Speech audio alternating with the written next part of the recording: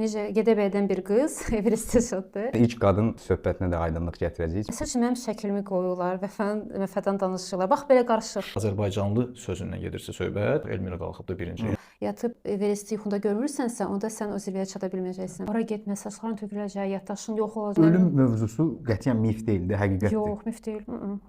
Ən çox verilən suallardan biri tualet məsələsidir.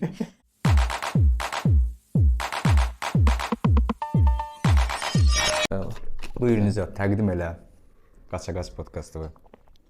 Salam əziz izləyicilər. Yox, bu qədər rəsmi yox. Uzun sözün qısası, Fərid və mən çoxdan da əslində istəyirdik bunu, amma bu günə qismət oldu. Podkast çəkmək istəyirdik və belə bir fürsət yarandı və qərara gəldik ki, ilk qonağımız da Elmira xanım olsun. Elmira Aslanova Azərbaycanın Everesti fəth edən ilk qadın oldu. Fərid Nağıyev mənim klub yoldaşım, qaçış klubumuzda bir yerdə qaçırıq. Heç nə başlayırdı. Dedim çox rəsmi olmasa, yenə rəsmi oldu elə bil. Məncə qonağı yetərincə belə ürəklə təqdim eləmədim. Məncə sənlə. Bizim ilk qonağımız, ilk qonağımız fəth eləyən Azərbaycanlı ilk qadın Elmira Aslanova. Belə deməliyik.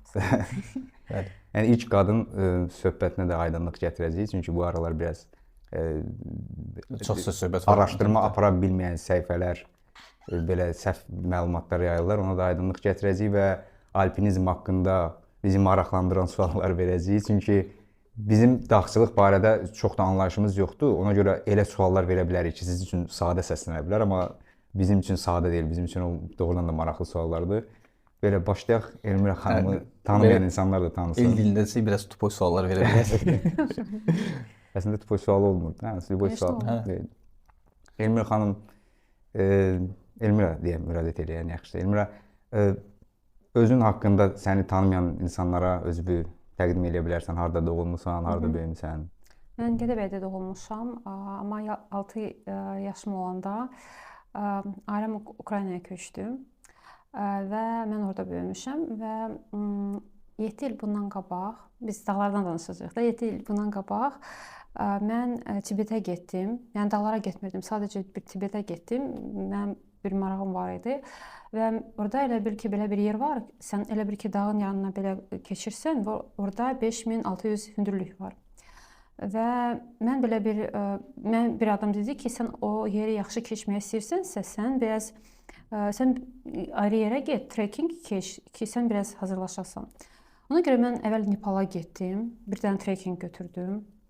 Sonra elə bil ki, orada bir dənə zirvə vardı, 5400 metr. Elə bil ki, bu mənim birinci dağım idi. Belə dağ xəstəliyi keçirdim. Belə çox çətin dedim ki, mən bir də bura gəlməyərəm də, bir də dağlara getməyərəm, nəyimə lazımdır. Amma sonra başa düşdüm ki, çox xoşuma gəldi. Yəni, mən başa düşdüm ki, mən artıq dağlara həmişə gedəcəm. Və ondan sonra elə bir ki, mən ayrı dağlara gedirdim. Ağrı dağı, Türkiyədə, Qazbeyki, Gürcüstana. Hərdən belə dağlardan bağlı bir filmlərə baxırdım və Everest filminə baxdım. Siz görmüsünüz onu? Baxmışam. Dəhşət bir kinodur. Biraz daha çox drama var orada elə bil ki, mənə elə gəlir, amma onu dəqiqləşdirək ki, nə dərəcədə. Əslində orada səhvlər çox idi. Məsəl üçün sənin bir vaxtın varsa qayıtmağa, sən onu mütləq qayıtmalısan da. Elə bir ki, məsəl üçün saat 2-də qayıtmalısan, mütləq qayıtmalısan. Yəni səhvlər belə çox idi. Amma mən o filmə baxandan sonra mən dedim ki, Allah, ora nə ağılla gedirlər. Yəni onları ora nə çəkir? Yəni sən belə bilə-bilə gedirsən belə riskə və orada ölə də bilərsən, amma gedirsən, özü də o qədər pul verirsən də. Belə bir tərəfdən çox belə başa düşmürdüm, amma bir tərəfdən də çox maraqlı gəlirdi ki, maraqlı da olar. Elə bil ki, belə seçilmiş bir adamlar kimi mən üçün onlar belə baxırdım ki, maraqlı da olar, orada nə hiss edir? Bax, məsəl üçün adam getdi, dünyanın zirvəsinə çatdı, orada nə hiss edir? Çox maraqlı mənə gəlirdi. Sonra belə vaxt keçdi, bir dənə də filmə baxdım. Gen Vısatı Abramov çəkmişdi, görmürsünüz? Yox. Orada elə bir ki, belə prosta adi bir qrup, adi bir qızlar Everestə gedirdilər, mənim kimi prosta ayrı dağlarda gedir. Sonra baxdım, gördüm ki, onlar Everestə çıxdılar. Yəni belə də təhlükəli deyildi, necə Everest kino. Mən fikirləşdim ki, onlar çıxa bilirlərsə, onda mən niyə çıxa bilmirəm? Prosta belə bir fikir gəldi. Amma mən özümə fikirləşdim ki, Əlahsən, Elmira, nədən fikirləşirsən? Everest hara, sən hara? Bu filmdə olmuş hadisələrə əsaslanırdı yəqin ki. Yəni o Everest film məsəl üçün çox belə təhlükəli idi, amma o birisi kino elə bir ki, sadəcə belə prosta dokumental bir ekspedisiya göstərirdilər. Yəni orada heç kim ölmədi. Hamı yox, amma çox adam zirvəyə çatdı. Sonra baxdım, məsəl üçün bir dənə qız deyir ki, mən Kilimancaroya getmişəm, Qazbek Ararada və indi Everestə gəlmişəm. Mən də baxdım, fikirləşdim ki, mənə əvvəl elə gəlirdi ki, adam uşaq vaxtından elə bir kəlpinizlə məşğul olmalıdır ki, Everestə getsin. Sonra baxdım ki, yox da bu adamlar belə mənim kimi ağrı dağlara gedirlər. Sonra belə ilk dəfə o fikir ağlıma gələndə mən belə heç kimə demirdim. Bilirdim ki, mənə güləcəklər, deyəcəklər ki, sən dəlisən, nədən fikirləşirsən.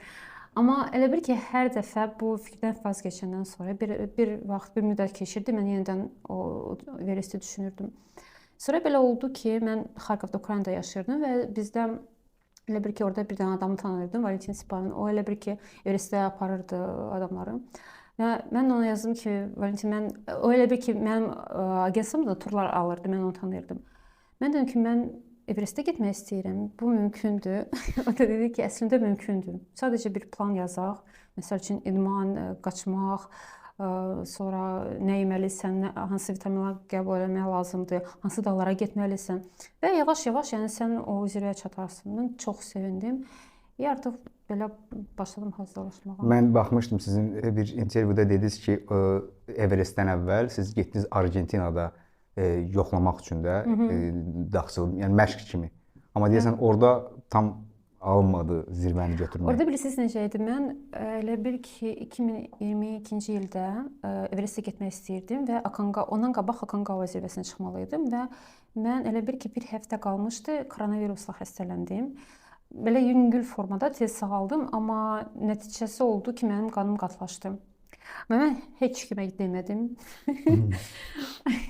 Belə vəziyyətdə getdim və elə bir ki, yaxşı gedirdim, dərman qəbul edirdim, amma 6000 hündürlüyə çatdıq. Elə bir ki, bu artıq sonuncu kampdır və biz zirvəyə çıxmalıydıq. Mən hiss elədim ki, mən gedə bilmirəm də. Bax, nə qədər istəyirəm, elə bir ki, bədənim mənim deyil də, mənə qulaq asmır.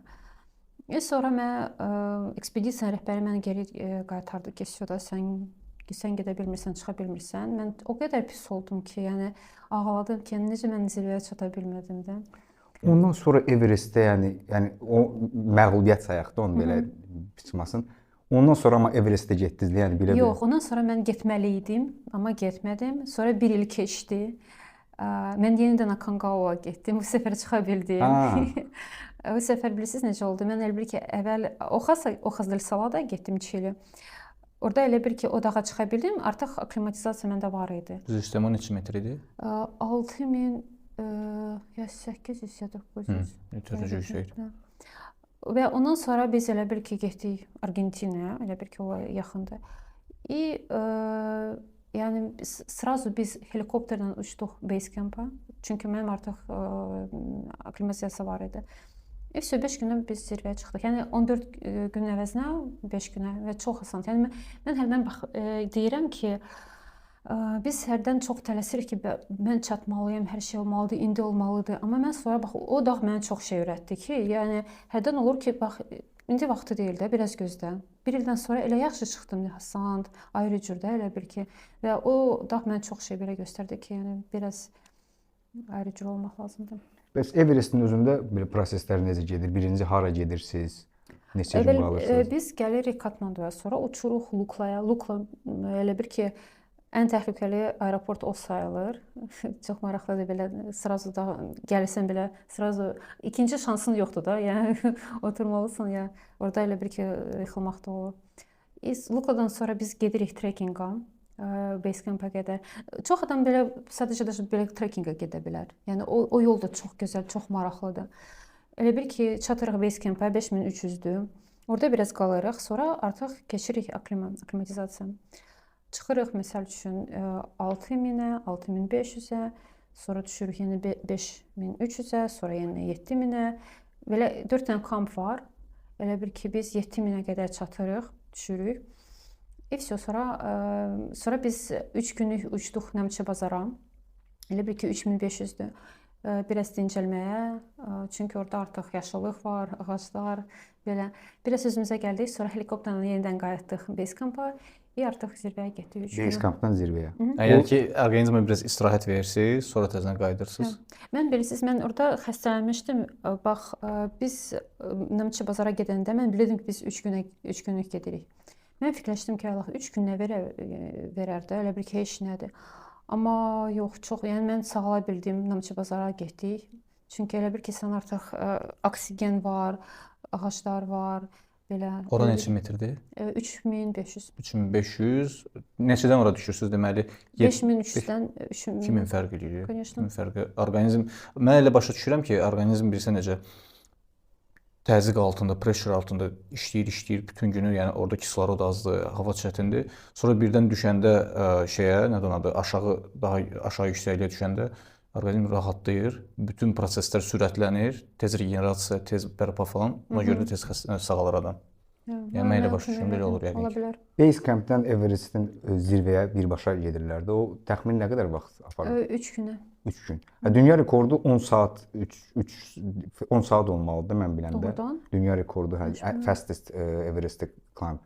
İndi bu 3 gün ərzində siz gedirsiniz, dayanırsınız, kamp qurursunuz, belə davam edirlər. Yox, biz qurmuruq. Artıq orada elə bil ki pointlər var, check pointlər. Hə, orada məsəl üçün çox adam soruşur, niyə Everest bu qədər bahadır? Çünki orada işçilər var. Elə bil ki sən nə kampları sən qurmursan, heç nə yemək bişirmirsən, yəni onu işçilər eləyir.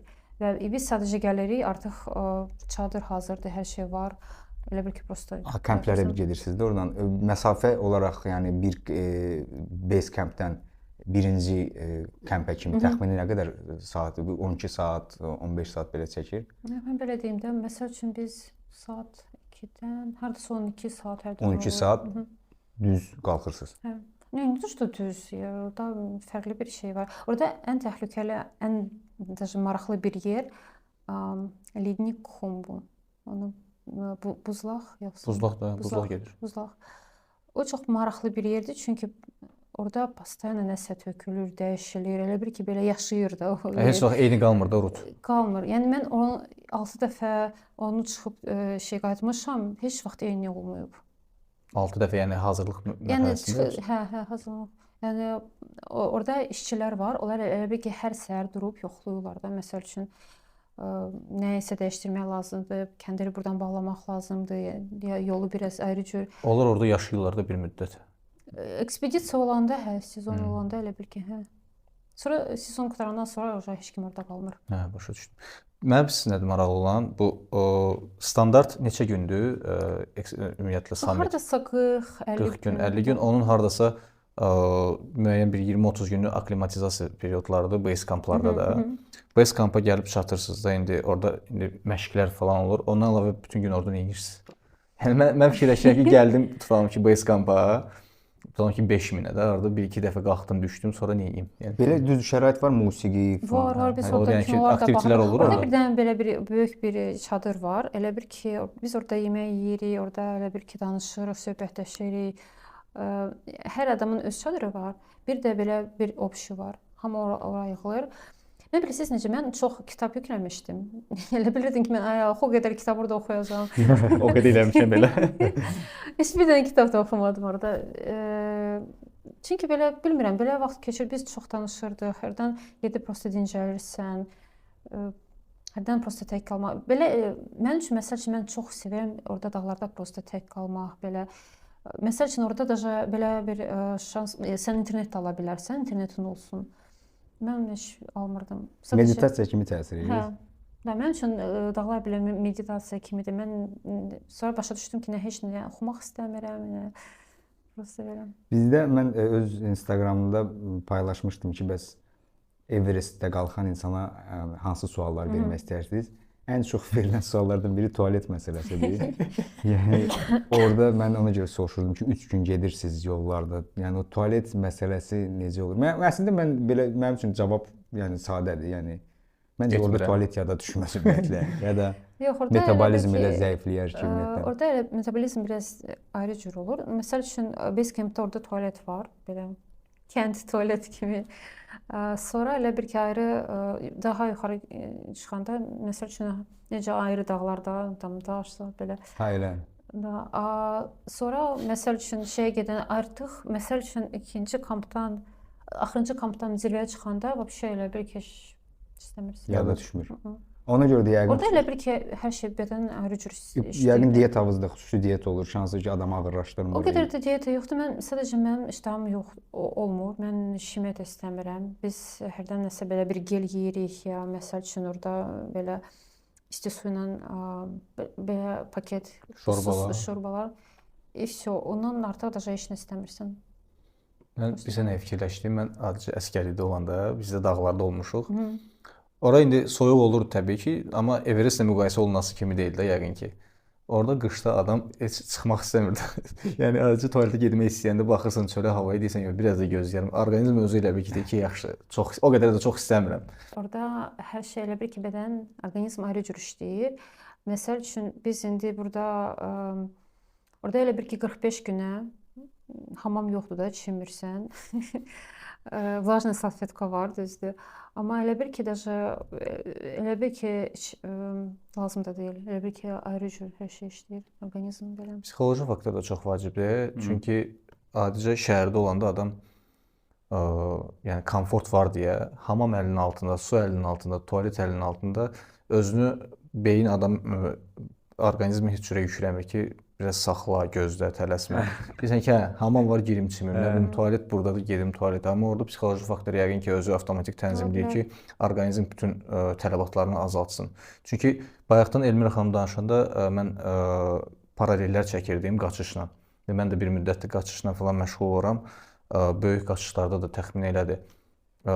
Adam orqanizm bütün tələbatları azaldır. Yəni saatlarla sən qaçanda gün, yəni bir sutkaya yaxın qaçışlar eləmişəm. Mən orada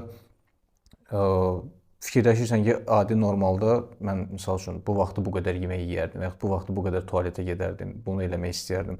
Orada amma heç biri ağla gəlmir. Adam avtomatik olaraq hamısı ağlından uçur. Hə, mən də ona görə deyirdim ki, mənim üçün cavab aydındır ki, orada yada düşmür ümumiyyətlə tualet. Yəni o elə heç marafonun özündə də, marafonda yarım marafonlarda, traildə də elə özün müddət heç adamın yadına düşmür. Bəlkə adrenalinlə asılıdır ya da necəsə olursa bədən başa düşür ki, yəni yeri deyil. Və onda zirvənin özünə qalxanda ən çox suallar bir də verilirdi ki, bəs ölmüş insanlar, cəsədlər. Var idi. Yəni mən orası belə qəribə gəlir ki. Məncə o psixoloji adamı pis təsir edir. Mən görsəm biraz vahiməyə düşərəm ki, bu mən ola bilərəm də yəni buradakı. Mən qalxırsan oranı, baxırsan ki, yəni bu mən də ola bilərdim də. Bilərdim yox, özü elə adamlar olur ki, qaydanda da orada yəni ki. Nicat qızı, bizdə belə bir qız var idi. O sizin kimi dedi ki, bax 2 nəfəri düşürdürdülər. Onlar ölmüşdülər də. Elə bir ki, o baxdı dedi ki, o adamın mənim kimi millet ayaqqabılarım var. Eyni. Yəni o artıq o fikirlə gedirdi. Yəni biraz psixoloji belə biraz çətindir. Yəni bu sən Everestə gedəndə sən 100% bundan hazır olmalısan ki, sən bunu görəcəksən. Amma mən ən birinci belə şeydə Aconcagua-da gördüm. Elə bir ki biz çıxmamış qabaq elə bir ki 2 nəfər getmişdilər zirvəyə, amma qayıtmadılar. Sonra biz səhər gedəndə elə bir ki biz biraz getdik, sonra dincəlməli idi, prosta belə oturduq. Orada elə bir ki bir dənə oğlan var idi, prosta uzanmışdı da. Bir də dincələndə kimsə oturur, kimsə uzanır. Sonra mən belə baxdım, rangerlar gəldilər ki, bu adam ölüb də. Mən sonra başa düşdüm ki, mən elə bildim ki, o ayrı bir qrupdan adamdır da. İnanırsınız, bax belə oturmuşsan. Bax ən çox mən yanımızda adam oturub ölüb. Mən elə bilirdim prosta bizim qrupumuzdan başqa ayrı qrup da var idi axı. Mən elə bilirdim ki, bu ayrı qrupdan bir adamdır, prosta uzanıb. Düşünürsüz necə? Amma sonra başa düşdüm ki, yox, o yəni ölüm mövzusu qətiyyən mif deyildi, həqiqətdir. Yox, mif deyil. Yəni sən onda hazır olmalısan. Yəni mən fikirləşdim bəlkə ora biraz qatırlar ki, belə söhbətləri ölüm çox olur falan ki, biraz da elə bir maraq olsun. Biz məsəl üçün mən zirvəyə çıxandan sonra, mən qayıdandan sonra mən bildim ki, eyni il 15 nəfər Everestdə ölüb. Yəni mən çıxan il 15 nəfər az deyil əslində. Çoxdur. Sizin intervyuda da baxmışdım bir dəfə. Siz orada deyirsiniz ki, insanların yanaşmasından da çox şey asılıdır. Yəni elə adam var ki, oranı öldürən dağ kimi, neqativ bir zona kimi görür, amma siz elə görmədiniz ümumiyyətlə. Mən elə Yəni görmədim. belə xarakterli olmaq əslində yəni həyatda yaşamaq Mən üçün onu böyük bir bilirsiniz prinsip. nəyə görə deyirdim ki, yəni hər adamın öz yolu var. O ki, məsəl üçün mən o nəyə görə deyirəm? Məsəl üçün bir dənə adam qayıdacaq, deyəcək ki, Everestə getmə. Dəhşət bir yerdir. Çünki məndə belə bir şey var idi də. Bir dənə qız mənə deyirdi ki, Elmira, mənim çox yaxın bir rəfiqəm gedib ora getmə, saçların töküləcək, yaddaşın yox olacaq, çox şey belə danışırdı. Mən də hiss edirdim ki, yox, məndə belə olmayacaq da. Sonra mən başa düşdüm ki, yəni hər adamın öz yolu var. Sonra götürüb öz təcrübəsini elə bir ki, hər adama deyir ki, yox da getmə, getmə. Amma biz elə bir ki, o adama qulaq assan da elə bir ki, öz yolumuzu getmirik. Biz bilmirik. Bəlkə biz də ayrı cür olacaq. Yəni Bu çox qəşəng belə Fəlsəfi olaraq qəşəng fəlsəfə. hə, çox gözəl bir şeydir. Yəni kiminsə sözünə qulaq asmamağın, yəni ki, bariz Özünə nümunəsidir. inanmaq. ona görə ki, sən artıq öz həyatını yaşamırsan da, ayrı. Məndə prosta mən çox vaxt belə görmüşəm. Axır mən çox turlara satmışam tur agentliyadan. Məsəl üçün kimsə gəlib deyir ki, məsəl üçün danışır, mən başa düşürəm ki, bu adam İndiyaya getməlidir. Bax görürəm ki, o nə istəyir, o İndiyada. O deyir ki, yox da mən ora getmək istəmirəm, çünki mənim neçə adam deyir ki, yox getmə, lazım deyil, belədir, elədir. Mən də başa düşürəm ki, o axır ayrı adam idi. Ona komfort lazım idi o bir adama. O Maldivaya getməli idi, 5 ulduzlu otelə. Amma bu adama 100% o xoşuna gələcək. Amma o adam artıq ona qulaq asır, fişodan belə öz yolunu getmir. Mən sadəcə bu psixoloji məsələ ilə bağlı maraqlı nədir? İndi qalxanda təbii ki, hərə bir mental hazırlıqla qalxır. Siz qalxanda, yəni o ölüm açıq deyək də ölmək məsələsi. Siz qalxanda nəyi fikirləşirsiniz? Yəni mən 100% ölməyəcəm məsələsi, yoxsa ölə biləcəyiniz qəbullanmışdınız, amma yenə də bunu istəyirdiniz? Yox, mən qəbul edirəm. Mən heç 1%-də elə bil ki, o barədə düşünmürdüm ki, mən çatmaya bilərəm ya ölə bilərəm. Mən bilirəm ki, bu çox vacib bir şeydir. Yəni sən çox inanırsan ki, mən prosta bunu öz yolum kimi hiss edirəm ki, mən 100% çatacağam və elə bil ki, bu fikir mənə çox kömək eləyirdi. Amma belə biraz şey olsaydı, ya çatıram, çatmıram. Mən prosta həyatda neçə dəfə görmüşəm ki, mən belə vəziyyətdə olanda alınmır. Elə bir ki, ikinci variant olanda artıq alınmır. Bir dənə variant olmalıdır ki, 100% olacaq. Həyatın yəni başqa sahələrində də bu prinsip, bu inanc deyil. Amma prosta bilməlisən ki, yəni sən hardasa belə qəbul edirsən ki, yaxşı alınmasa mən qəbul eləyərəm. Amma bu yolu gedəndə artıq sən bu yola çıxmısansa, artıq ikinci variant olmamalıdır məncə. Mən prosta neçə dəfə çox belə danışa bilərəm. Neçə dəfə məndə belə olub ki, mən doğrudan görmüşəm ki, yox.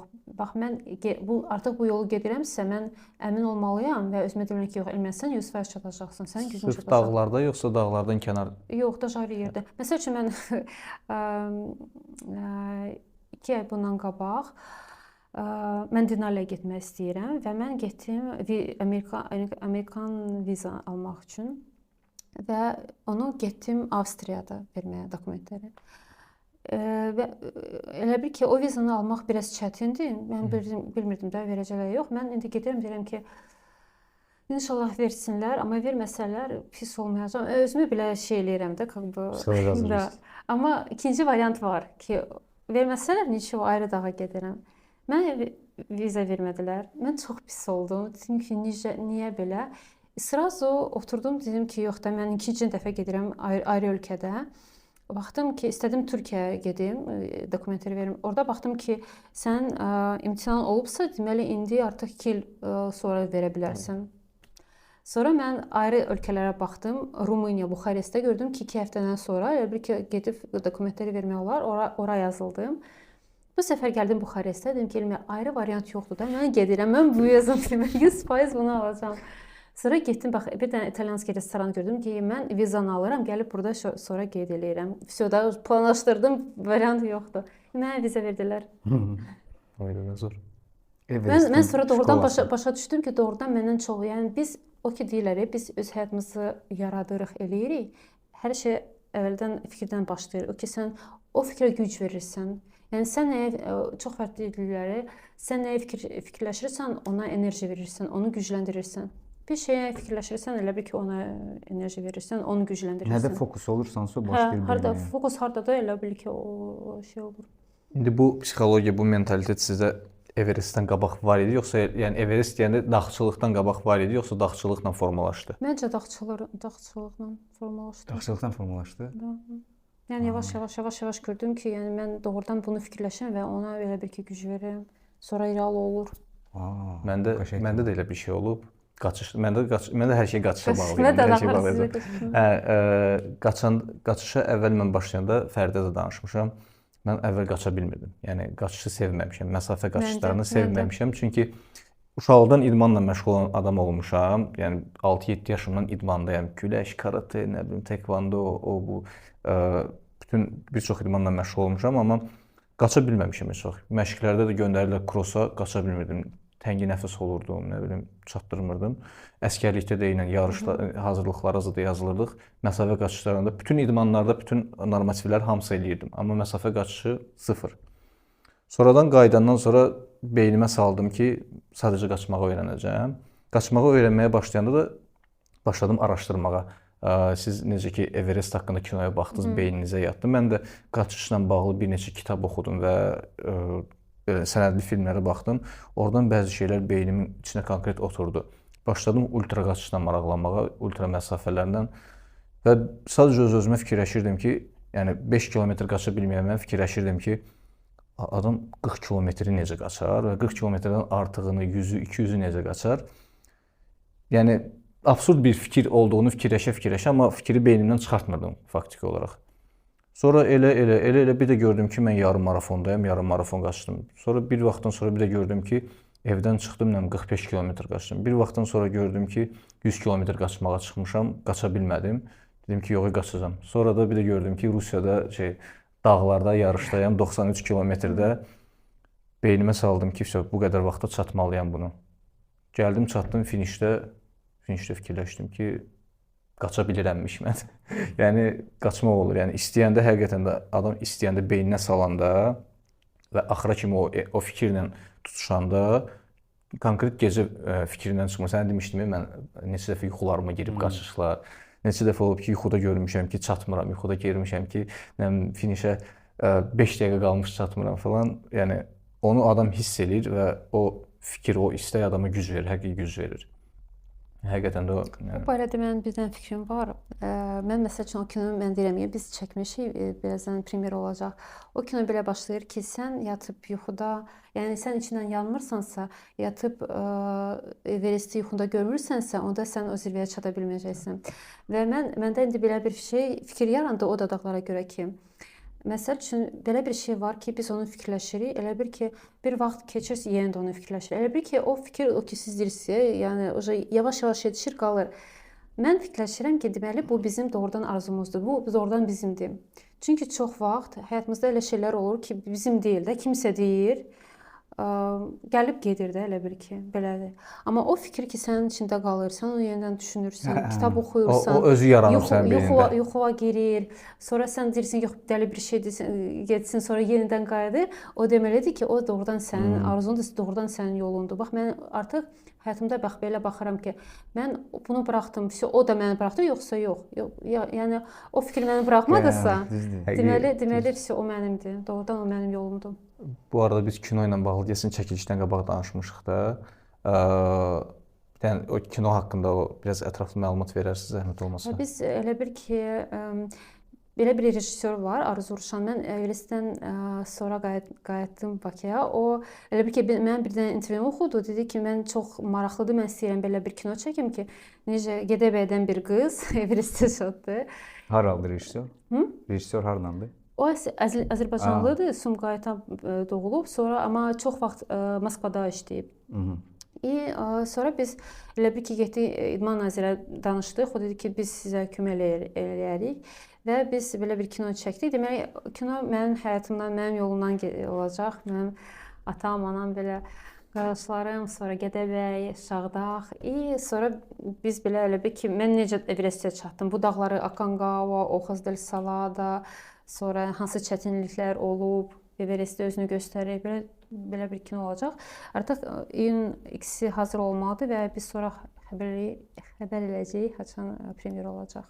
Yəni o film deməli gedəcək xarici festivala. Hə, inşallah Kino oktyabrda. festivalına oktyabrda. Amma oktyabra kimi baxa bilmərik. Yox, niyə? Mən sizi dəvət eləyəcəm, siz gələrsiniz. Bağlı premyera. Yəni baxmaq olar. Premyera olacaq. Premyera baxarsınız. Gədəbəyin özündə də çəkilişlər olub da sizin evinizdə. Gədəbəyin özündə də gəzməli yerləri gəzmisiniz ümumiyyətlə. Siemens körpüsü. Mən orada belə yox, amma elə bir ki mən uşaq vaxtımdan yadımdadır ki biz elə bir ki bizi orada elə belə prosta buraxırdılar. Mən qardaşımla belə qaçırdım, tuda. Yəni orada elə bir ki hamı bir-birini tanıyır axır, kənddir. Və Söğütlü kəndidir və elə biz belə hamı deyir ki bəlkə oradan sən dağları sevirsən. Deyir ki ola bilər çünki Söğütlü kəndi. Mənim də yadıma gəlir. Mən də qonşu rayondanam, Tovuzdanam. Biz də uşaq vaxtı qardaşımla rayona gedəndə Əlibəyli kəndi var. Anam tərəf elə həmin kənddəndir. Qardaşımla gedəndə bir dəfə dedi elə burada dağ var, gəl qalxaq orada. Dağ deyəndə uşaq idik. Uşaqla 12-13 yaşımız. Dedik qalxaq orada. Başladıq qalxmağa. Gördü aşağıda bir dənə kişi malqara oturan qışqırdı ki, "Ay, orada mina var, ön yıxılması." Doğru. Mina var orada. Biz nə var orada? Mina. Qardaşım dedi, "Davay düşə aşağı." Ondan sonradan dərk elədik ki, yakazısı bura. Sən demə bura şeydir. Minalanmış ərazi. Düşmənlə sərhəd kənddir də ora. Hə. Ondan sonra həvəsimiz qalmadı dağlara getməyə. Bəlkə dağçı olacaqdı. Həm də pis olduq ki, üstümüzə qışqırdılar, yəni. İmkan ver qalxaq minalı əraziyə də. Amma belə gəzməli yerlər də var doğrudan Gədəbəyin. Siz bir dənə də mənim sualım var, özümün sualıdır. Çox maraqlıdır mənə. 3 gün yol gedirsiniz. Yorğun, oksigen balonu, yolda ölmüş insanların cəsədlərini görürsüz. Zirvəyə çatanda ümumiyyətlə dərk eləmək olur ki, yəni mən çatdım, yəni o anı yaşamaq mümkündür orada. Orada elə bir ki bilirsiniz necə, elə bir ki sən onu başa düşürsən, amma tam hələ sevinmirsən də, belə hələ sənə çatmır o qədər ki, mən doğrudan çatmışam. Çünki ən birinci sən hələ düşməlisən, sən oksigenin çatmalıdır. Elə bir ki sən hələ onu da fikirləşirsən. Məsəl üçün alpinistlər həmişə bir-birlərini aşağıda təbrik eləyirlər ki, artıq zirvəyə çatdın. Yəni orada heç kim demir ki, təbrik edirəm zirvədə. Çünki düşməkdə var və çox adam məsəl üçün düşəndə problem olur. Ona görə mən sevindim. Bir də mən belə bir motivasion rolik çəkmək istirdim qardaşlarımın uşaqlarına ki, baxın görün bir-biriniz zirvəyə çatdı. Deməli siz də hər şey bu həyatda bacara bilərsiniz. Amma mənim boğazım o qədər ağrırdı soyuqdan. Heç nə deyə bilmirdim də. Ona görə mən sadəcə belə şəkil çəkdim, biraz oturdum. Düzdür, biraz 15. Çıxartmaq olur da o maskanı? Hə, olur. Biraz oturdum. Çünki mən bilirsiniz necə, mən həmişə fikirləşirdim ki, ay Allah, bax o kinolara baxırdım ki, hamı belə tez çatır zirvəyə, şəkil çəkir, sonra da vay tüş, oksigen qurtarır. Mən fikirləşirdim ki, ay Allah, bu qədər yol keçəsən, bu qədər əziyyətlə gələsən, orada heç 5 dəqiqə də qalmayasan ki, hiss eləməyəsən, yəni sən çatmısan da, sən dünyanın zirvədəsən, amma elə bir ki, vaxt azdır. Ona görə mən ora çatanda, mən özümə 15 dəqiqə verdim ki, yox, mən burada oturub, prosta sadəcə hiss eləyəcəm ki, mən buradayam. Onda sizə heç kim heç nə demir, yəni tez tüş belə yəni. Yox. Mən onun da rekorduna baxmışam, 34 saat olmalıdır. Everest zirvəsində ən çox vaxt keçirən. Doğrudan. Bir dənə çək elə. 34 saat. 34 saat olmalıdır. Longest time in the Everest peak. Mən elə bilirəm 34. Bəs orada nə edirdi? O yatdı, durdu. Rekord friklər vardı. Prosta rekord düşün. Başa düşdüm. Amma belə düşəndən sonra bir müddət vaxt keçir, sonradan başa düşür ki, yavaş. Mən ən peak demək olar ki, mən deməli zirvədən düşdüm. Biraz 2 gün Katmanduda qaldım. Sonra getdim İstanbula qardaşımın yanına 5 gün orada qaldım. Sonra Bakıya gələndə kakras iyunun 3-ü idi mənim ad günüm idi. Artıq mən bax super başa düşdüm ki, mən nə demişəm. O qədər, yəni məndə belə bir şey var idi. O qədər sevinirdim. O qədər güc var idi ki içimdə. Belə hamıya yaxınlaşıb demək istirdim ki, ay cəmaət, biz hər şey bacarırıq, biz hər şey elə bilərik. Belə bir şey məndə yaranmışdı ki, yəni mən artıq doğrudan inanırdım ki, biz doğrudan nə istəyirik, biz həyatımızda onu eləyə bilərik, çata bilərik. Mən sonra başa düşdüm ki, fərqi yoxdur. Sən ola bilər ki, balaca addımlarla gedirsən, ola bilər ki, 1 ilə yox, 3 ilə, amma yəni sən hər şey nə istəyirsən, sən ora çata bilərsən. Bu arada baxdım, rekord 21 saatdır. 34. Hə, 21 saatdır. Sherpadır. 21 saat? Hə, 21 saat. 34 mənim yaşım 99 yadımdan. 34 yaşım. 99-cu ildə qalxıb 10 dəfə Everesti summit edib. İndi bir dənə də məsələ var. Mən bilirəm ki, ən çox verilən suallardan biri də niyədir. Bu niyə mövzusuna aid bir dənə hadisə olub o vaxtda. Pablo Picasso oturub belə rəsm çəkilmiş, güllərin şəklini belə. Bir nəfər də baxıb görüb bu nə qəşəngdir. Bir nəfər oturub güllərin rəsmini çəkib, yaxınlaşıb deyir, üzr istəyirəm. Bir söz soruşum, deyir, buyurun. Deyir, yəni bu rəsmi niyə çəkirsiniz? Pablo Picasso-na baxıb deyib ki, İnanın heç özüm də bilmirəm. Yəni bu doğrudan davamı da vardı bu hekayənin əslində, bu doğrudan olmuş şeydir. Yəni kim istəsə. İndi əslində bu niyəni izah eləmək, kiminsə səndən soruşmağı ki, falan hərəkəti niyə eləyirsən? Bəzən elə çətin olur ki, yəni adam mən yəni bu mövzuda sizi çox yaxşı başa düşürəm ki, yəni sizə verilən o niyələrə siz necə cavab verirsiniz? İndi də bu sualı vermək istəyirəm sizə. Amma belə yəni istəsəz cavab verməyə bilərsiniz. Mən sizə belə bir şey danışım da, o niyə söhbətinə çatım. Deməli, məndə belə bir şey oldu. Mən Kilimanjaro dağına getmişdim və orada bizdə böyük bir qrup var idi, 20 nəfər və hardasa 10 nəfər qız var idi, qızlar. Biz onlarla elə bir ki, yeni il qabaq görüşdük və təbii ki, dağlardan danışırdıq. Və mən elə bir ki, heç kimə demirdim ki, mən artıq Everestə getmək istəyirdim, heç kimə demirdim. Amma planım artıq var idi. Və bir dənə qız mənə dedi ki, qızlardan kimsə dedi ki, gəlin Aconcagua zirvəsinə gedək. Mən də dedim ki, mən artıq Aconcagua zirvəsinə planlaşdırmışam və artıq bron eləmişəm. O qız da mənə baxdı, belə dedi ki, sən Everestə getmək istəyirsən? Mən də elə bir ki, mənə belə soruşanda mən alada bilmirəm. Dedim ki, hə də Everestə getmək istəyirəm. İndi hamı başladı. Kimsə deyir ki, ay super get, yaxşı olar, inanıram ki, sən çatacaqsan. Kimsə deyir ki, yox, sən dəlisən, nə edirsən, hara gedirsən? Sonra biz elə bir ki, bir dənə qız var idi, Allah. O mənə başladı, o ki, mən dedim, deyir ki, yox, getmə, saçların töküləcək, nə var lazımdır. Belə deyir, mən hiss edirəm ki, mən istəmirəm də buna qulaq asmağa, lazım deyil mənə. Mən dedim ki, Allah sənə çox sağ ol, amma məndə hər şey yaxşı olacaq da. Elə bir ki, bu söhbəti bağlayaq. Mən indi bu qıza qayıdacağam. Sonra bir dənə şey oldu. Mən Çili dağlara getmişdim. Orada bir dənə adam var idi, Alexander. Onun da çox belə maraqlı bir adamdı. Elə bir ki, onun böyük bir şirkəti var idi Ukraynada, çox belə varlı adam idi. Sonra nəsə oldu, belə Allaha başladı inanmağa. Hər şeyi atdı, getdi dağlara, dua eləməyə belə də. Yəni heç bir dəfə də görməmişəm ki, o zirvəyə çatsın, amma dağlara gedir, dualar eləyir. İndi biz oturub danışırıq, o mənə deyir ki, sən Everestə nəyə görə getmək istəyirsən, niyə? Deyir ki, sən başa düşürsən ki, sən ora getmək istəyirsənsə, deməli sən eqon çox böyükdür. Yəni sən özü göstərmək istəyirsən. Çünki sən öz ölkəni sevirsənsə, sən doğrudan ayrı cür ona kömək eləyə bilərsən də öz ölkədən. Amma bu sadəcə sən eqon çox böyükdür. Mənəm demək istəyirəm. Hə, mənəm, hə.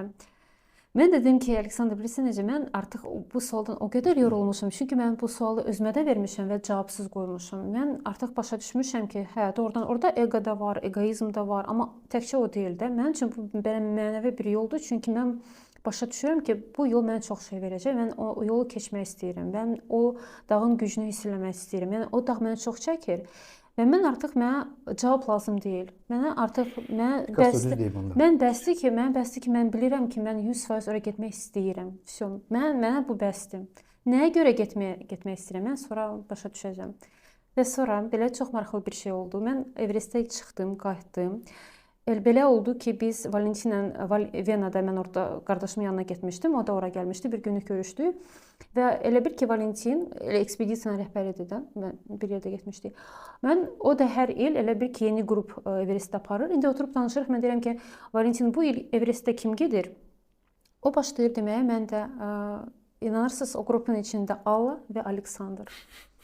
Bu iki nəfər ki, mənə deyirdilər ki, nəyə görə gedirsən, getmə, itd. Belə o qədər mənə çox maraqlı gəldi. Özdə mən bilirəm ki, onlar çox yaxşı adamdılar. Yəni, onlar mənə xoş niyyətlə o məsləhəti verirdilər. Amma indi siz baxın da, məsəl üçün, Allah mən nə məsləhət verirdik, onun qorxu nə idi ki, saçlar tökülər. Yəni, bir qız kimi qorxurdu ki, onda belə bir problem olacaq. Aleksandr elə bir ki, başlayıb Allaha inanmağa, dinlərin çoxsu deyir ki, özü göstərmə, eqon çox böyük olmamalıdır. Yəni onun da öz qorxuları idi. Yəni iki nəfər də öz prizmalarına görə mənə məsləhət verdilər. Amma ikisi də əslində belə dərinliyə baxsaq, Everestə getmək istəyirdilər. Sadəcə onlar o sualı mənə yox, özlərinə verirdilər. O sualı vermirdilər. Daha doğrusu onlar o səbəbləri öz səbəbləri imiş kimi göstərdilər ki, buna görə biz getmirik, amma sonradan ola bilər. Mənə elə gəlir ki, sizin sadəcə onlara qulaq asmamağınız, qətiyyətiniz onlara bir növ belə deyim də silkələdi ki, biz buna bu qədər şey dedik, ona təsir eləmədi. Deməli, məsələ bu deyil də, qorxu hamısı boş şeydir. Yəni ondan sonra da onlar qərarlaşdılar və onlar da yazıldılar. Amma mən ondan sonra belə bilirsiniz, məsəl üçün kimisə məsləhət verir, nəsə deyir, mən artıq belə baxaram ki, yəni bu adam məsəl üçün belə olur ki, sənin bir problemin var, sən bilirsən ki, bu adam yaxşı nəsə bilir də, sən ona yaxınlaşırsan, deyirsən ki, mənə belə bir kömək elə də, mən sənə deyim, bəlkə sən nəsə bir məsləhət verdin. Bu bir var. Yəni bir ki, o adam elə bir ki, maraqlanmır da sənə, sən prosta soruşdun, o sənə cavab verdi. Bir də var ki, sən ondan soruşmursan. O özü gəlib sənə deyir. Deməli, mən öz fikrimi bilirəm. Yəni deməli o adam öz qorxularını sənə danışır. 100%. Bəlkə də səndə cavab tapmaq istəyir o, yəni ki, axtardığı suallar. Ola bilər. Amma bu yəni bu suallar onundur. O yəni o nə dostu mən niyə görə gedirəm? O özü başa düşmür ki, özü niyə getmək istəmir, ya gedir, ya niyə məsələsini Cem Yılmaz bir dəfə danışırdı. Deyir, bir dənə orada çox güclü qarmon çalan olubmuş. Ondan soruşublar ki, bəs niyə qarmonda, niyə akordeon? Deyir, o da məzələnib, deyir, bilmirəm, mən belə eləyirdim, götürüb qarmonu arasına qoyublardı. Yəni məzələnib də konkret. Dedi ki, yəni həqiqətən də o da sənət aləmində daha çox şamil olur da o məsələ ki, deyir, həqiqətən də sən elədiyin işi, sevdiyin işin niyyəsini bilirsənsə, sən bu işi sevmirsən deməli. Bilməməlisən. Yəni sən bilməməlisən. Çox yaxşı sözlərdir. Yəni mən də bir çox şeydə fikir verdim ki, nəyisə niyyəsini bilib nəyisə başlayanda o şey mənə heç vaxt həvəsim olmur. Yəni zorla özümü məcbur eləyirəm, həvəssiz. Bir çox şeyə olub da şamil gətirmək olar. Yəni mən bilirəm ki, bu səbəbə görə sırf bir dənə qısa bir səbəbdə, yəni bundan o tərəfini görmürəm. Buna görə tutam ki, bunu eləməliyəm. Bu filan qədər pul lazımdır ya filan şeyi oxumalıyam, filan şeyi eləməliyəm. Onu mən çox həvəssiz eləyirəm, onu sevmədən, heç çox vaxt axıra kimi də çatdıra bilmirəm. Amma niyyəsini bilmədiyim bir şeyi sadəcə mən bunu eləməliyəm, fərqi yoxdur niyə, fərqi yoxdur necə, gəlib də görəm ki, çatmışam ora. Gəlib görəm ki, ya da ki, yarı yolundayım, ya da ki, çatıram. O ürəkdir də onda. Yəni niyyəsini məncə bilməməlisən. Cavabını bilirsənsə deməli beyindir. Yəni cavabını bilirsənsə deməli ürəkdir. Mənə bir dənə bu yaxınlıqda bir dənə dostum bir dənə belə bir video göndərdi ki, orada belə bir söz var idi ki, sən bilirsənsə, sənin həyatın necə olacaq ki, 10 il sonra, deməli bu sənin həyatın deyil. Çünki deməli sənin arzuların deyil. Çünki sən arzuların artıq sən hələ bilmirsən. Sən nə istəyəcəksən, nə olacaq, belə. Amma sən məsəl üçün deyə bilərsən ki, mən 10 il bundan sonra belə olacaq. Deməli bu sənin həyatın deyil. Sən onu düzüb qoşmamısan. Mən də bu niyə sualını verənlər hardan başlayır? Mən misal üçün kiməsə deyirəm, hansı ki Everestdən anlayışı yoxdur. Nə deyirəm ki, xəbərim var. Bəs Everestə çıxıb Elmira xanım deyir ki, ora nə qədərdir ki, deyirəm izah edirəm çətinliklərini. Deyir çıxanda nəsə verirlər. Yox sən verirsən. Deyirəm yox, əksinə sən verirsən. Mən də yavaş-yavaş birbaşa demirəm də. Deyirəm ki, əksinə sən verirsən. Bilirəm ki, gələcəkdə nə qədər verirsən. Gözləyirəm belə. Xoşum gəlir prosesdən. Deyir, nə qədər verirsən ki? Deyirəm, misal üçün $70,000. Deyir, $70,000 verirsən, belə ölüm riskləri filan, o boyda əziyyət çəkirsən. Deyirəm, hə. Deyir, yəni niyə eləyirlər də bunu da? Yəni həmin söhbət təzədən təkrar gedir. Söhbət elə puldan düşmüşkən siz dediniz, həmin dağçılar sizə dedilər, məsləhət görmədilər, daha sonra özləri getdilər. Bu hadisələr baş verəndə bir 2 həftənin bu son dövrün hadisələrini deyirəm də. Orada bəzi dağçılar da çıxdı Azərbaycandan public səhifələrində fikirlər paylaşmağa başladılar. Bir dənə xanım idi. Ona belə başa düşdüm ki, sual veriblər ki, bəs sən niyə getməmisən? O da başladı, yəni deyirəm öz public səhifəsində demək ki, bəs mənim də dayım olsaydı, mənim də pulum olsaydı, belə mən sizin intervyuya baxanda bilirəm ki, siz başlamısınız birinci sponsor axtarmağa, yazmısınız e-maillər, sonra sizin qardaşlarınız sizə kömək eləyib. Nizatın da qardaşları var. Heç nə eləmirlər yazığa. Yəni doğrudan çox qardaşlarınız sizə bu şəraiti yaradıbsa, doğrudan da sizi demək çox istəyirlər. Yəni yaxşı qardaşlarlar əslində.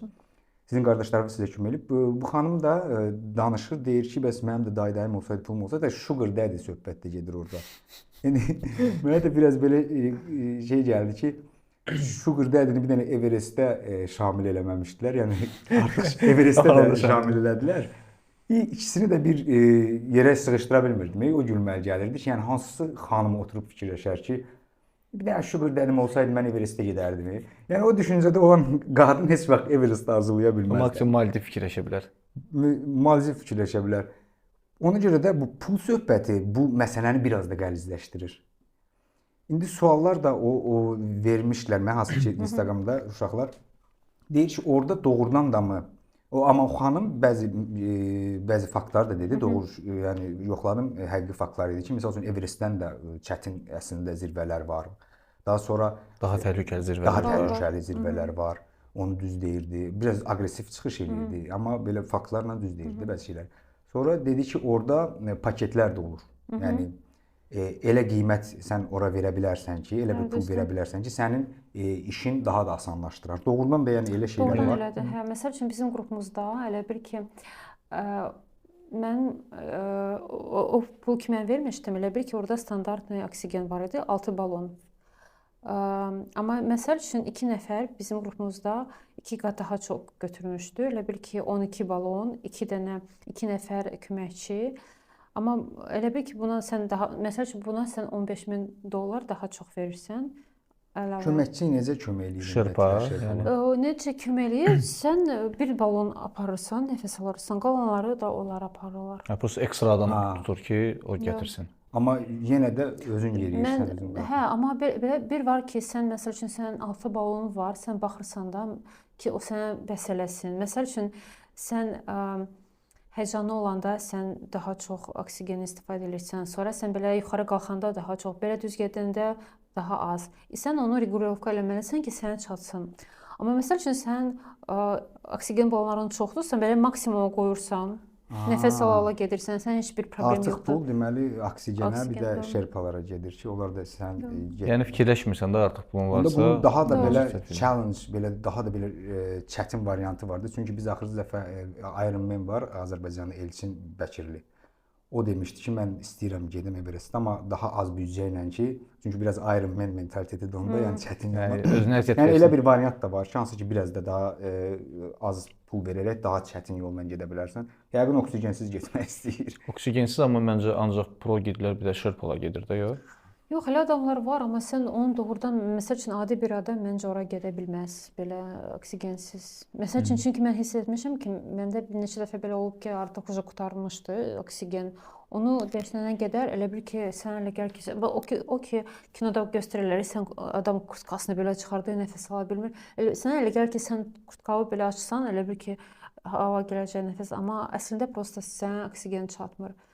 Ona görə məsəl üçün mən bilirəm ki, adi adam üçün ora çıxmaq çətindir. Mən bilirəm ki, belə neçə nəfər var ki, məsəl üçün bir dənə oksigen balonu götürürlər, gedirlər oksigensiz, amma o zapas olmalıdır ki, birdən sən özü pis elədin, yəni o olmalıdır 100%. Yəni sıfır oksigensiz getmək məncə, çünki sən bilmirsən orada nə ola bilər, bədənin özünü necə apara bilər, biraz belə. Sizdə bəs nə qədər qiymət?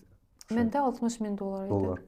Sonra belə bir şey var da, məsəl üçün mən orada xəstə idim, amma mən gedirdim. Sonra məsəl üçün bizim qrupumuzda bir dənə qız özünü pis hiss eləyirdi. O artıq helikopterlə gedirdi.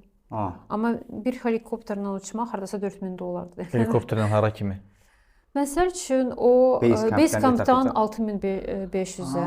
Sonra məsəl üçün o özünü pis hiss eləyirdi. Biz Nəçibazara getdik. O getdi Katmanduya bir yaxşı bir otelə, spa salon. Helikopterlə hara kimi deyirəm? Amma məncə o daha pisdir. 6500 maksimum, oradan o tərəfə artıq yeyir. O elə bir ki, öz gücünü saxlamaq istəyirdi, belə. Güc ola bilər, amma məncə mental daha çətindir. Çünki sən komforta düşürsən, təzədən komfortdan çıxmaq daha çətindir. Mən çox çətindir, amma mən psixoloji çünki faktor çox vacibdir elə şeylərdə. Mən fikir vermişəm, yəni sən hansı bir çətin challenge eləyirsənsə, özünü ortada komforta verməməlisən. Adicə düz mən dağçılıqla məşğul olmamışam, amma dağlarda falan olmuşam müəyyən qədər. Xidmətdə olanda da orada biz dağa qalxırdıq. Orada təcrübəli yerli əhalilərdən olan hərbiçilər var idi. Onlar deyirlər ki, misal üçün də indi 3800-ə falan qalxırdıq. Qalxanda deyir oturma. Yəni, artıq qalxırsansa oturma, çünki otursan durmaq çətindir. Komforta öyrəşirsən, ayaqlar getmək istəməyəcək psixoloji olaraq avtomatik. Həm əzələ boşalır, həm də ki psixoloji olaraq getmək istəmirsən də bezirsən. Həqiqətən də elə oldu. Biz gedəndə bizlə digər bir hərbiçi var idi. O təzə idi oralarda, şəhərdən gəlmişdi. Ona bəri başının dedi ki, getmə də sən tez də elə.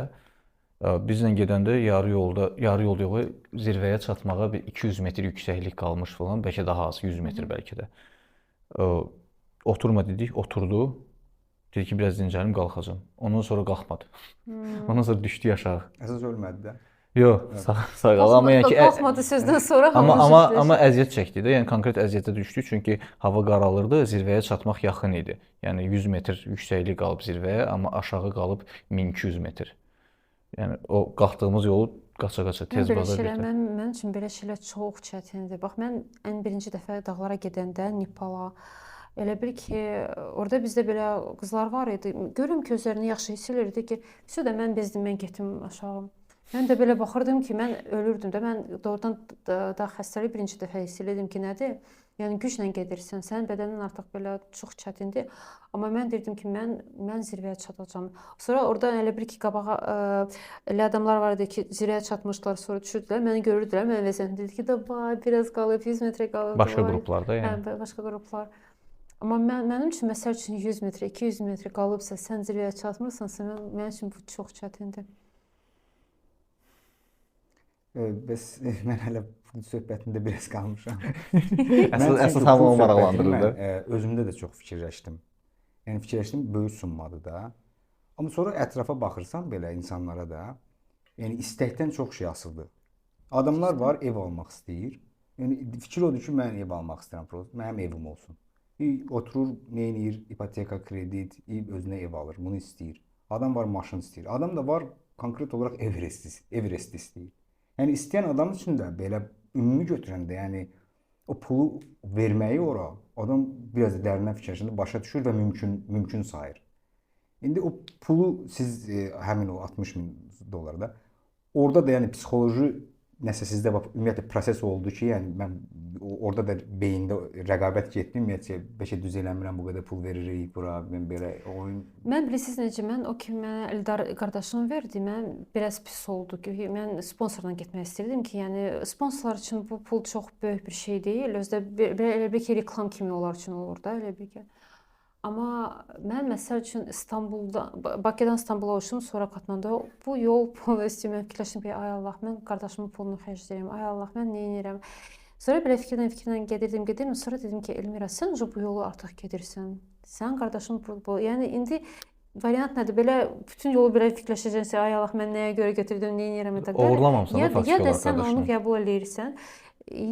Bir şey mən də oldu ki, o ki mən xəstə idim və hərdən fikirləşirdim ki, yox da mən çatacağam, çata bilməyəcəm. Yəni çox pis vəziyyət, ən pis vəziyyət, daha zirvəyə çıxmaq yox, amma o vaxt idi ki, mən xəstə idim. Və mən bir dənə həkimlə danışdım, o dedi ki, sən vəziyyətin pisdir, sən düşməlisən də, aşağı getməlisən. Mən də oturub deyirəm ki, ay Allah, mən zirvəyə çatmayım, mənim qardaşımın pulu elə belə yox olsun. Yox. O da yəni mən onu da fikirləşirəm. Normal şeydir, məsuliyyətli konkret olaraq. Sponsor olsa ondan da çox məsuliyyətli. Əgər sponsor sizdən gözləyirsə ki, sən ora nəsə eləməlisən. Orada bir dənə Rusiyada bir dağçı var, Abramov. O deyir ki, mən ekspedisiya görəndə ki, adam öz pulla gedir, mən onu götürürəm. Amma o ki sponsorla deyir ki, mən bilirəm ki, o ölə çatmaq istəyəcək. Bu mənə lazım deyil. Çünki adamın öz puludursa deyir ki, yaxşı da qazanaram, problem deyil. Ölməyəcəm ki burada.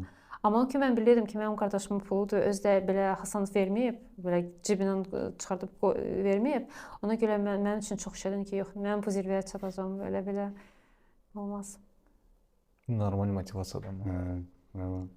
Qardaşla görür, qardaşı sevirsən, qardaşdan pul götürürsən və zirvəyə çıxırsan. İki qardaşınız var. Bəs Elmira xanım, bu söhbətlər oldu. Məsəl üçün bayaq başlayanda podkastı qeyd elədik ki, bəzi səhifələr sizi yox, Vəfa Musayevanı qeyd edirlər. İlk Azərbaycanlı qadın kimi. Ümumiyyətlə bu prosesləri görəndə, baş verəndə, yəni nə hisslər oldu? Yəni münasibətiniz necə oldu? Mən isə çəsnə, mən bilirsiniz necə, mən əvvəl istəyirdim sadəcə qəbul eləyim ki, belədir də.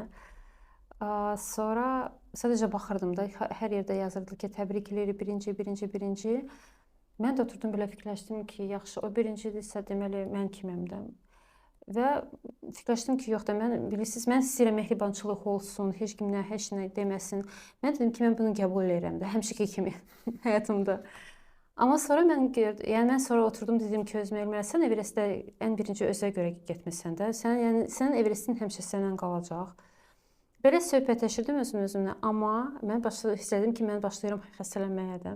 Yəni halım yox idi, başım ağrıyırdı, partlayırdı belə. Mən başa düşdüm ki, o ki sən özə deyirsən, amma bədənin sənin ayrı bir şey göstərir ki, yox. Sən yox. Sonra mən belə götürdüm bir post yazdım. Doğrudan mənim üçün biraz çətin idi. Çünki mən Everestdən qayıdandan sonra mənə bir neçə nəfər dedi ki, Elmira, sən bu alpinizmi, qadın alpinizmi Azərbaycanda artıq dəyişdirdin də. Yəni artıq məsəl üçün mən bilirəm ki, çox adam fikirləşirdi ki, ay Allah, Everestə necə çıxmaq olar? Və mən ilk dəfə bura gələndə Everestdən sonra çox adam deyirdi ki, siz belə rastan danışırsınız ki, getdim, çıxdım. Yəni bu mümkündür. Deyirəm ki, hə də mümkündür. Mən ona görə mənə biraz pis oldu ki, yəni mən bu yol gəldim, göstərdim. Yəni mən varam da, yəni mən varam.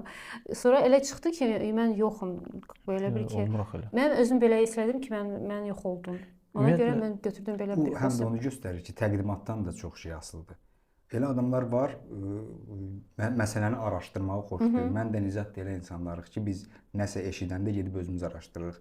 Amma böyük elə əksər insanlar bir araşdırmaq, sadəcə gördü xəbəri və salam. Və daha yaxşı kim göstəribsə ona inanmağı göstəribsə jurnalistlər də belədir. Mən artıq başa düşdüm ki, çox adam prosta artıq yazır ki, dəşə bilirsiniz belə neçə dənə video var idi, mən artıq görürdüm də. Məsəl üçün mənim şəklimi qoyurlar, Vəfadan danışırlar. Bax belə qarışıq. Özlərinin başları çıxmırdı mövzudan. Yox, əslində biz Vəfa xanımı da təbrik edirik. Yəni Everesti fəth eləmək təbii ki, özü də o 2 dağlara çıxdı. Yəni bu çox çətin bir şeydir. Onda həm də Azərbaycandan 3 kişi, 2 qadın oldu da. Ümumi 3 kişi idi deyəsən. 3 kişi, 2 qadın oldu. Yəni biraz da keçsə qadınlar keçəcək yəqin ki siyahını. Ümumiyyətlə, yəni onunla o Vəfa xanımla da fəxr edirik. Mən indi sadəcə olaraq hər şey faktlara əsaslanmalıdır ki, biz bilək də heç kimin də haqqı yeyilməsin belə deyək. Mən prosta bilirəm ki, məsəl üçün bilirəm ki, indi daha çox adamlar dağlara gedəcək. Məncə bu çox yaxşı bir şeydir. Mən bilirəm ki, məsəl üçün mən bu gün Qaradağ Gənclər Evində çıxış elədim. Mən çox adam deyir ki, nə yaxşı motivasiya. Mən bilirəm ki, Vəfa da çox adamlara motivasiya verəcək. Artıq bu çox şeydir. Çünki onun artıq təcrübəsi ayrı, özü də fərqli olacaq. Mən məsəl üçün o ki mən dedim ki, hər adamın öz yolu var. Mən bir şey görüb danışacağam. O ayrı şey. Yəni bu hamısı yaxşı bir şeydir. Məsəl üçün hər adamlara motivasiya vermək, yol göstərmək. Ona görə elə bir ki, nabara çoxalır da belə bir şey. Söhbət onda belə çıxır ki, bu qarışıqlığı yaradan elə medianın özüdür. Yəni çünki Vəfa xanım özü də çıxıb açıq demədi ki, yəni belədir. Yəni mən ilk qadınam, hansı ki Azərbaycanlı. Ancaq bu mən özü də fikir verdim, elə səhifələrdir ki, doğrudan da mənbə ilə paylaşan, amma mənbə ilə belə necə güclü background olan səhifələr elə bir şey yazmadılar. Yəni Gənclər və İdman Nazirliyinin özündə də qeyd olunmadı ki, bəs ilk qadındır, yəni o həmin postda. Yox, adicə ümumiyyətlə bu məntiq var da. Azərbaycanlı xanım Azərbaycanlı necə olur? Gədəbəydə doğulub, özü Azərbaycanlıdır, atanız, ananız ikisi də Azərbaycanlıdır. Yəni necə olur da Azərbaycanlı başqa necə olur? Yəni mənim maraqlıdır. Yəni biz dediyimiz kimi də tutaq ki, biz gedək hansısa Şerpanı gətirək burada asanda Azərbaycanlı eləyək, göndərək. Elə olmur da. Yəni mən gedib bu gün sabah tutam ki də, nə bilim Kanadan, Amerikan vətəndaşlığını alsam və nəsə bir şey eləsəm, heç kim mənə deməyəcəkdi bu Amerikalıdır. Yəni nəsə də eləsəm təbii ki, hər gedəcəm mən Azərbaycanlıyam da. Yəni bunu danası deyiləm ya da ki, nə də ki Kanada, Amerika mənə deməyəcək ki, bu Amerikalıdır, bu köklü, yerli, soylu, İrlanddır, Amerikalıdır. Yəni hamı da biləcək ki, mən Azərbaycanlıyam. Fərqi nədir orada vətəndaşlıq söhbəti? Yox, orada sırf hüquqi reqlament məsələsinə gəldikdə, hə, orada nəsə rol oynaya bilər ki, Azərbaycan vətəndaşı olub, olmayıb. Bu söhbətlər biraz başqa söhbətlərdir. Amma fakt odur ki, Azərbaycanlı sözündən gedirsə söhbət, yəni millət olaraq Elmira qalxıb da birinci. Yəni orada bunu ümumiyyətlə yenə də söhbət sözün o media məsələsinə gəlir ki, bunu yazan bir çox media sadəcə məntiqi işlətsə bəsdir ki, bəs eləyər ki, bunu yazmasınlar. Yox, elə Gənclər və İdman Nazirliyinin o özləri də yazmışlar. Postu elə bəsdir ki, yəni biz də burada oturub arxayın, yəni danışa bilək də, yəni dediyimizi əsaslanırıq. Yəni belə. Əsas odur ki, bütün bu prosesləri Everest kimi də, yəni fəth elədiniz də, yəni yavaş-yavaş səbirlə. Çünki başqası mən hiss edirəm ki, sizin biraz xarakterinizdə də elə şey hiss olunur ki, bəzi şeyləri yola verməyə çalışırsınız, bəzi şeylərə hiss olunur ki, yəni dostlarınız da biraz sizə deyib ki, yəni Elmira lazım deyil də, yəni bu qədər sakit durmaq. Yox, hə, onu da mənə dedilər ki, bir şey elə. Mən də özüm hiss edirdim ki, yox da mən belə o ki deyəmə bədənim, yəni başım o qədər ağrıyırdı ki, mənə artıq hiss elədim ki, yox da. Mənə bilirsiniz necə özümü hiss edirdim? Belə mən götürüb məni belə silirlər də, mən indi yox belə. Mənim başıma gəlib amma elə bir şey. Nəsə haqsızlıq deyək də bir növ. Haqsızlıq nə mənada? Konkret bir nəfərin elədiyi bir şey deyil təbii ki. Burada biraz sadəcə çoxlu yanlış məlumat və yanlış araşdırmaların nəticəsidir bu. Və hansısa bir şey olanda mən nə qədər deyə bilərəm? Mən biraz sakit adamım, deyərəm, boş şeydir deyərəm. Amma fikir vermişəm ki, günlərlə beynimdən çıxmazdı o fikir, yuxuma da girər də.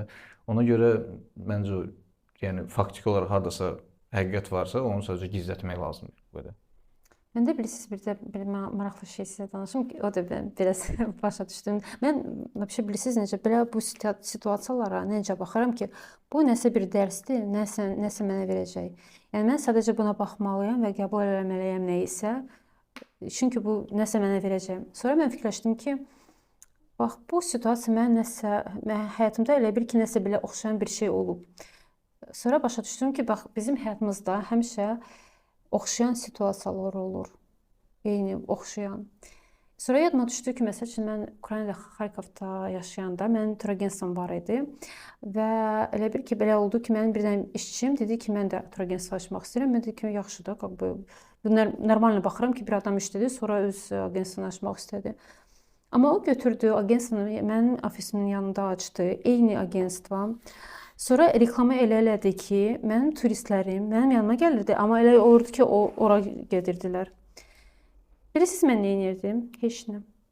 Sadəcə belə baxırdım ki, yaxşı da, mənim turistlərim mənə gələcək, mehribançılıq olsun, mənim turistlərim onsuz da gələcək. Yəni hər şey Allahdan bağlıdır, asılıdır.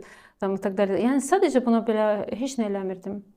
Bu səfər belə olanda mən dedim ki, Elmira, nəsə bir şey var ki, bəlkə biraz deyəsən ki, Elmira, biraz ayrı cür şey, yəni bu səhvdir də, bu düz deyil. Yəni sən deyir ki, bu mənim yolumdur, bu da mən eləmişəm, yəni bu biraz ayrı cür olmalıdır. Düzdür.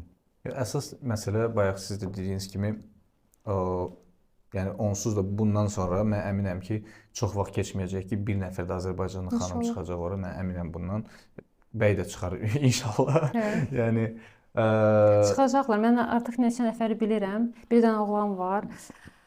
Yaşar, səni salamlayıram. Yox, o indi əskərlikdədir. Çox yaxşı belə oğlandır və o indi Kazbeki gedir. Artıq hazırlaşır. Deyir ki, mən Everestdə çıxmaq istəyirəm. Mən inanıram ki, o çıxacaq. Belə yavaş-yavaş çox sevinirəm. Görürəm ki, artıq o Kazbekiyə getmək istəyirdi. Artıq planı var, gedir. Mən ona biraz kömək elədim. Belə şeylərə mən çox sevinirəm. Tak ki, beylərimiz də biraz ümumiyyətlə, mən bizə nəyə fikir vermişəm? Özümdən fikir vermişəm. Bu milliyyətin olmağı, yəni Azərbaycanlı kimisi olmağı avtomatik olaraq nəyisə insana yaxınlaşdırır, daha asanlaşdırır gözündə. Çünki yenə ultra runningdən, yəni ultra qaçışdan danışanda mən o vaxt araşdırmağa başlayanda xaricilərə baxırdım da. Yəni Azərbaycanda ümumiyyətlə internet sahəsində, bu axtarış sahəsində məlumat çox deyildi, özünüz bilirsiniz yəqin ki. Xarici mənbələrdən falan, xarici atletlər, yarışlar, bu araşdırdım və görürdüm nəticələr, güclü qaçanlar, güclü motivasiya verən insanlar və o mənə biraz yad gəlirdi. Çox istəyirdim, həqiqətən içimdə çox istəyirdim, amma Mənə yad gəlirdi, çünki onlar üçün daha asandır bizdən.